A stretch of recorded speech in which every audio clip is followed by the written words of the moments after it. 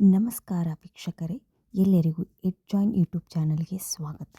ಯಾರೆಲ್ಲ KCET exam ಕಟ್ಟಿದ್ದೀರಾ, preparation ಮಾಡ್ತಾ ಇದ್ದೀರಾ, ನಿಮಗೆ ಬರುವ ಡೌಟ್ಗಳು, ಗೊಂದಲಗಳು, ಸರ್ಕಾರಿ ಕೆಲಸ ಸಿಗುತ್ತೋ ಇಲ್ಲೋ, KCET ಬೇಕೋ ಬೇಡೋ, ಇನ್ನೂ ಹಲವಾರು ಗೊಂದಲಗಳು, ಹಲವಾರು ಪ್ರಶ್ನೆಗಳು ಈಗ ನಿಮ್ಮನ್ನು ಕಾಡುತ್ತಿದ್ದರೆ, ಏಕಾಗ್ರತೆಯನ್ನು ಹಾಳು ಮಾಡುತ್ತಿದ್ದರೆ ಈ ವಿಡಿಯೋ ನಿಮಗೋಸ್ಕರ ವೀಕ್ಷಕರೇ. ದಯಮಾಡಿ ವಿಡಿಯೋವನ್ನು ಕೊನೆವರೆಗೂ ನೋಡಿ.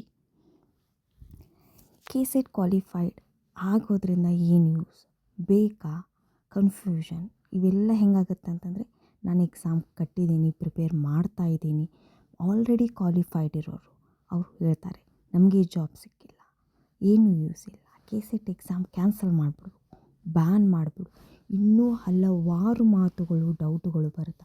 ಅವಾಗೇನಾಯ್ತು, ಆಲ್ರೆಡಿ ಕ್ವಾಲಿಫೈಡ್ ಇರೋರಿಗೆ ಜಾಬ್ ಇಲ್ಲ, ಆಯ್ತಾರೆ ನಾ ಕ್ವಾಲಿಫೈಡ್ ಆದರೂ ನನಗೆ ಜಾಬ್ ಏನು ಸಿಗುತ್ತೆ, ಈ ಥರ ಮಾತುಗಳು, ಗೌರ್ಮೆಂಟ್ ಕೆಲಸ ಇಲ್ಲ, ಈ ಥರದ ಮಾತುಗಳು ನಿಮ್ಮನ್ನು ಡಿಸ್ಟ್ರ್ಯಾಕ್ಟ್ ಮಾಡುತ್ತೆ, ಡಿಮೋಟಿವೇಟ್ ಮಾಡುತ್ತೆ. ಇಂಥ ಕ್ಷಣದಲ್ಲಿ ನಿಮಗೂ ಇದೇ ರೀತಿಯ ಗೊಂದಲಗಳಿದ್ದರೆ ದಯಮಾಡಿ ಈ ವಿಡಿಯೋ ನಿಮಗಾಗಿದೆ ವೀಕ್ಷಕರೇ, ಕೊನೆಯವರೆಗೂ ಸ್ಕಿಪ್ ಮಾಡದೆ ನೋಡಿ.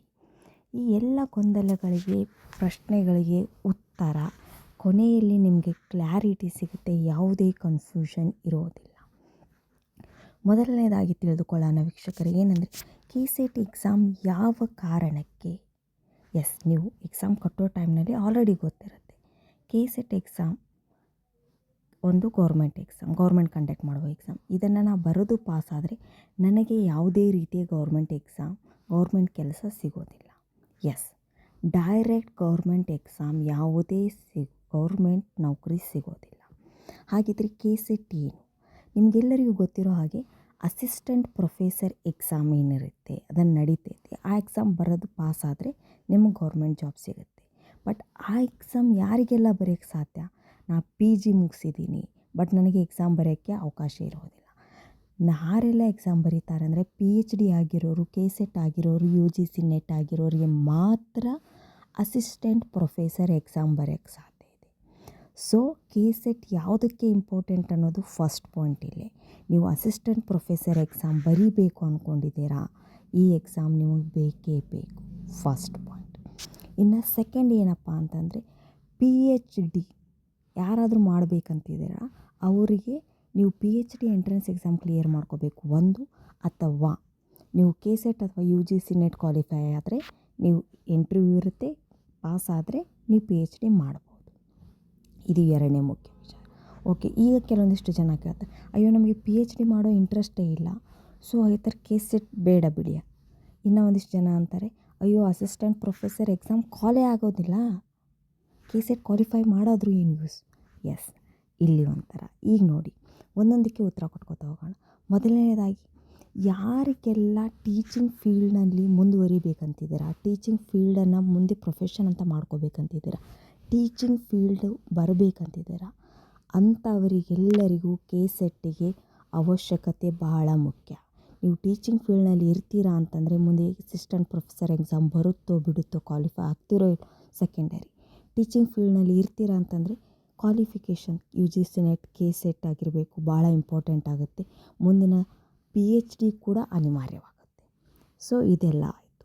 ಇನ್ನು ಬಂದುಬಿಟ್ಟು ಒಂದಿಷ್ಟು ಜನಕ್ಕೆ ಆಲ್ರೆಡಿ ಕ್ವಾಲಿಫೈಡ್ ಇದ್ದವರು ಗೆಸ್ಟ್ ಫ್ಯಾಕಲ್ಟಿ ಕೌನ್ಸ್ಲಿಂಗ್ನಲ್ಲಿ ನಮಗೆ ಅವಕಾಶ ಸಿಗ್ತಾ ಇಲ್ಲ.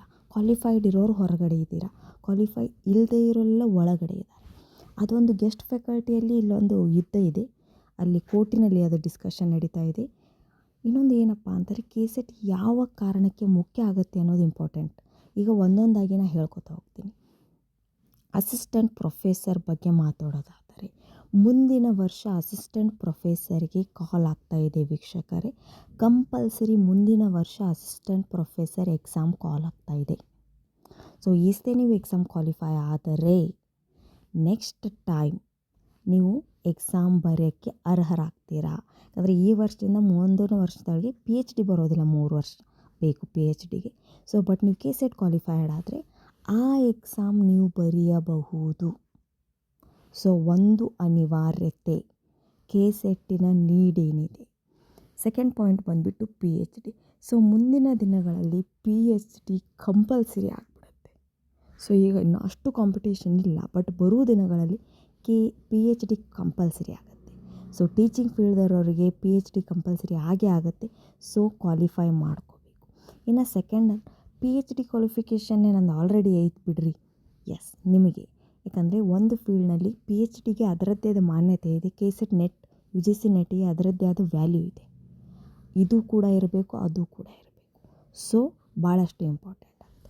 ಇನ್ನು ಗೆಸ್ಟ್ ಫ್ಯಾಕಲ್ಟಿ ಸೆಲೆಕ್ಷನ್ನಲ್ಲಿ ಏನು KCETದವರಿಗೆ ವ್ಯಾಲ್ಯೂ, ಅವರ ಮೆರಿಟ್ ಲಿಸ್ಟ್, ಅವರ ಕೌನ್ಸಿಲಿಂಗ್ ಏನು ಪ್ರೊಸೆಸ್ ಇದೆ, ಈಗ ಆಲ್ರೆಡಿ ಆ ಡಿಸ್ಕಷನ್ ಇದೆ.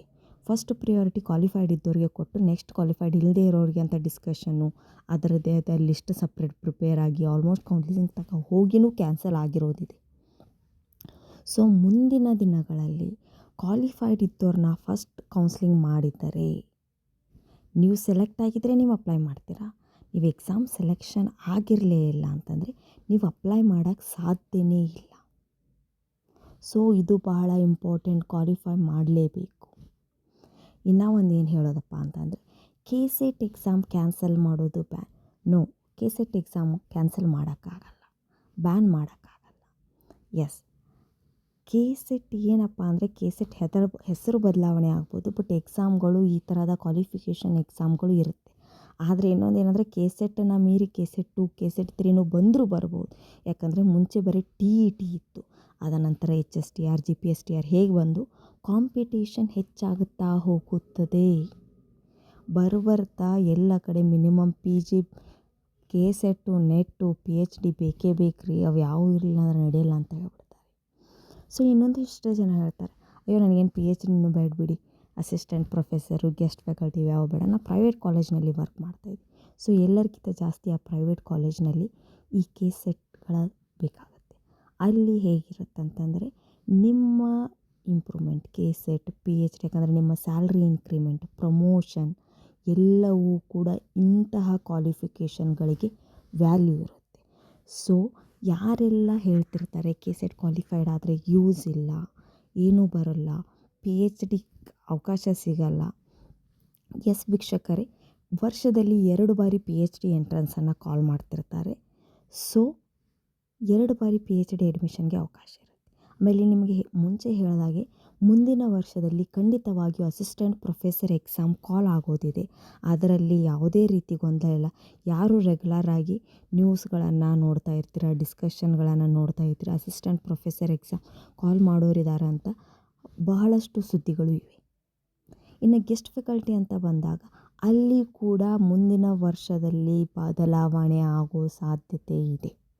ಈಗ 2-3 ಬಾರಿ ಕೌನ್ಸ್ಲಿಂಗ್ ಕರೆದು ಕ್ಯಾನ್ಸಲ್ ಆಗಿ ಕಂಟಿನ್ಯೂಯೇಷನ್ ಅಂತ ಬಂದಿದ್ದರೂ ಕೂಡ ಅಲ್ಲಿ almost merit list separate, qualified ಇರೋರದೇ ಸಪ್ರೇಟ್ ಲಿಸ್ಟ್ ಜನ್ರೇಟ್ ಆಗೋ ಚಾನ್ಸ್ ಇದೆ. ಮುಂದಿನ ಬಾರಿ ಕೇವಲ ಕ್ವಾಲಿಫೈಡ್ ಇದ್ದವರನ್ನು ಫಸ್ಟ್ ಕೌನ್ಸ್ಲಿಂಗ್ ಮಾಡಿ ಗೆಸ್ಟ್ ಫ್ಯಾಕಲ್ಟಿಯಲ್ಲಿ ತುಂಬಿಕೊಳ್ಳುವ ಚಾನ್ಸಸ್ ಇದೆ.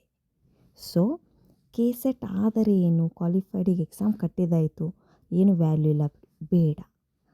ಯಾವುದೇ ಕಾರಣಕ್ಕಾಗೂ ತಲೆ ಕೆಡಿಸ್ಕೋಬೇಡಿ, ಫೋಕಸನ್ನು ಹಾಳು ಮಾಡ್ಕೋಬೇಡಿ. Just focus on your preparation. ಏನೇ ಯೋಚನೆ ಇದ್ದರೂ ನವಂಬರ್ 2 ನಂತರ ಮಾಡಿ. ಕ್ವಾಲಿಫೈ ಆಗಲಿಲ್ಲ ಅಂದರೆ ಏನಾಯಿತು, ಆದರೆ ಜಾಬ್ ಸಿಗಲಿಲ್ಲ ಅಂದರೆ ಏನಾಯಿತು, ಅಪಾರ್ಚುನಿಟಿ ಇರಲಿಲ್ಲ ಅಂದರೆ everything will be secondary. Right now your top most priority will be KCET exam.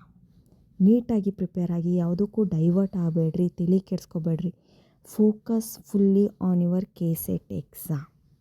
ಇದರಿಂದ ಭಾಳಷ್ಟು ಇಂಪಾರ್ಟೆಂಟ್ ಇದೆ. ಯಾವುದೇ ರೀತಿ ಎಕ್ಸಾಮ್ಗಳು ಬ್ಯಾನ್ ಆಗಲ್ಲ, ಕ್ಯಾನ್ಸಲ್ ಆಗಲ್ಲ. ಬಟ್ ನಿಮ್ಮ ಅಸಿಸ್ಟೆಂಟ್ ಪ್ರೊಫೆಸರ್ಗೆ, PhDಗೆ ಮುಂದಿನ ದಿನಗಳಲ್ಲಿ ಗೆಸ್ಟ್ ಫ್ಯಾಕಲ್ಟಿ ಕೌನ್ಸಿಲಿಂಗ್ನಲ್ಲೂ, ಗೆಸ್ಟ್ ಸೆಲೆಕ್ಷನ್ನಲ್ಲೂ ಕೂಡ KCETನ ಅನಿವಾರ್ಯತೆ ಬೇಕಾಗುತ್ತದೆ. ಸೊ ಇವೆಲ್ಲ ಮಾಹಿತಿಗಳಿಂದ ನಿಮ್ಮ ತಲೆಯಲ್ಲಿ ಒಂದು ಏನು ಗೊಂದಲಗಳಿತ್ತು, ಕನ್ಫ್ಯೂಷನ್ ಇತ್ತು, ಕ್ಲಾರಿಟಿ ಸಿಕ್ಕಿದೆ ಅಂತ ನಾನು ಅನ್ಕೋತೀನಿ.